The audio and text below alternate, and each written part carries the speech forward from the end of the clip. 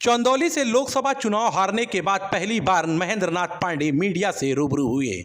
Mahendra Nath Pandey UP में BJP के हारने के पीछे का कारण विपक्ष द्वारा गढ़े गए झूठे नैरेटिव को बताया।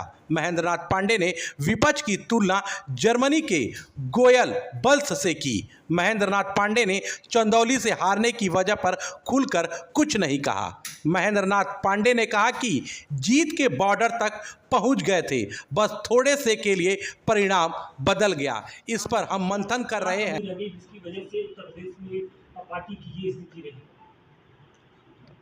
एक ऐसा दुष्प्रचार, वह जैसे एक जर्मन के डॉक्टर गोबेल्स फार्मूला है कि 100 झूठ, एक झूठ को 100 बार बोला जाए तो कभी कभी सत्य जैसा लगने लगता है।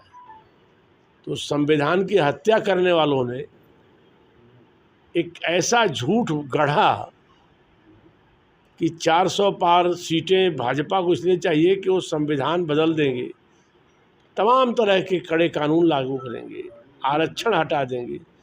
यह दुष्प्रचार ऐसा नीचे तक पहुंचाया गया कि बार बार झूठ बोल करके हम उस दुष्प्रचार को सही आकलन नहीं कर पाए।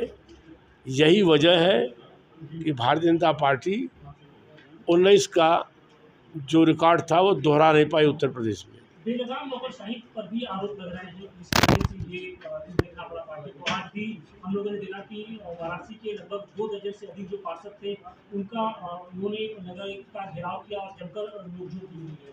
तो क्या एक ये भी मुद्दा रहा जिसकी वजह से थोड़ी सी देखिए, ये चीज़ें कहीं कहीं कोई नौकरशाह का विषय, ये जनरल विषय नहीं है। कहीं कोई किसी व्यक्ति के गलत कदमों से संपूर्ण नौकरशाही पर आप टिप्पणी नहीं उठा सकते। कोई व्यक्ति यदि गलत है, नौकरशाह है या किसी भी रूप में, तो शासन में जहां हम लोग बैठे हुए हैं उसके कार्य व्यवहार, उसके किए कृत्य के आधार पर समीक्षा की जाएगी। जनरल में इसको लेना उचित नहीं है। चंदौली में तो आप मजबूत थे डॉक्टर साहब, कहाँ कमी रह गई?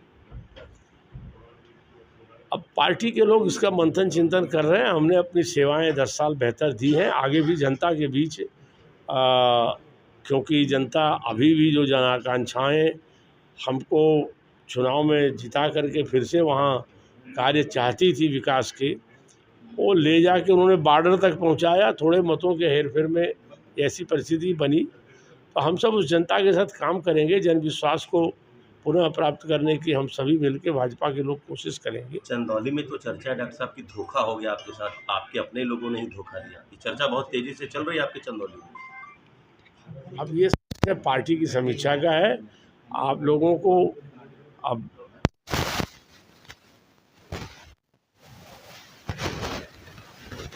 में आप आएंगे या फिर पार्टी नेता और चंदौली? नहीं, वो हमारे सम्मानित मुख्यमंत्री हैं, हमारे आदरणीय नेता हैं। मैं उनसे शिष्टाचार बस मिला था और उनको हमारे क्षेत्र में चुनाव दौरान अभियान के लिए आने के लिए भी धन्यवाद दिया। एक सामान्य शिष्टाचार, हम लोग मिलते रहते हैं। पहले तो पंडित जी ये बताइए कि आज देश भर में, उत्तर प्रदेश में आप लोग आपातकाल को याद कर रहे हैं, काला दिवस मना रहे हैं। 50 साल बाद क्या जरूरत पड़ गई काला दिवस मनाने की?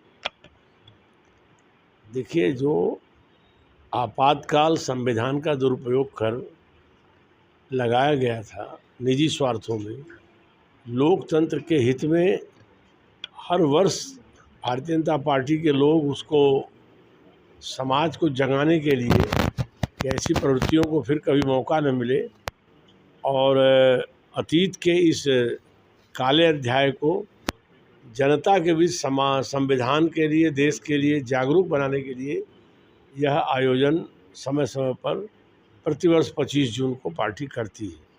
उसी निमित्त आज जगह जगह गोष्ठियों के माध्यम से समाज को एक बार पुनः स्मरण दिलाना कि किस तरह से कांग्रेस में केवल एक व्यक्ति या एक महिला अपनी सत्ता को बचाने के लिए पूरे देश को उन्होंने संवैधानिक प्रावधानों का दुरुपयोग कर जेल खाने में तब्दील कर दिया और लगभग 22 महीने तक यह देश एक तरह से हर तरह की लोकतांत्रिक गतिविधियों से वंचित रहा और पूरा देश कैदखाना बना रहा, मीडिया पर सेंसर रहा।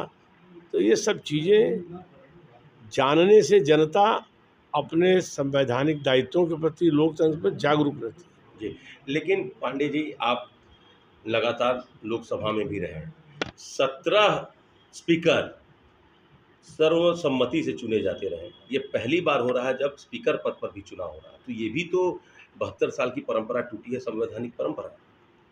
आमतौर पर सहमति से ही वहाँ पर लोकसभा स्पीकर चुने गए हैं।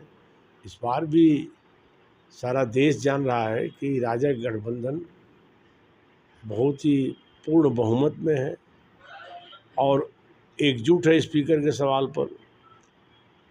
विपक्ष भी हमेशा सहयोग करता रहा है। हम लोग अभी भी आशा करते हैं कि विपक्ष को सकारात्मक, विपक्ष की भूमिका का पहला चरण यही होता है कि लोकसभा अध्यक्ष का निर्वाचन आम सहमति से हो और सत्ता पक्ष ने आम सहमति के लिए सारी जो औपचारिकताएं हैं वो की है। अब विपक्ष को सकारात्मक विपक्ष की भूमिका अदा करना है। मैं आशा करता हूं कि वो ऐसी भूमिका अदा करें। तो डिप्टी स्पीकर का पद क्यों नहीं दे रहे आप? अब ये सब विषय भविष्य में सब चीज़ें चर्चा कर निर्णय की जाती है।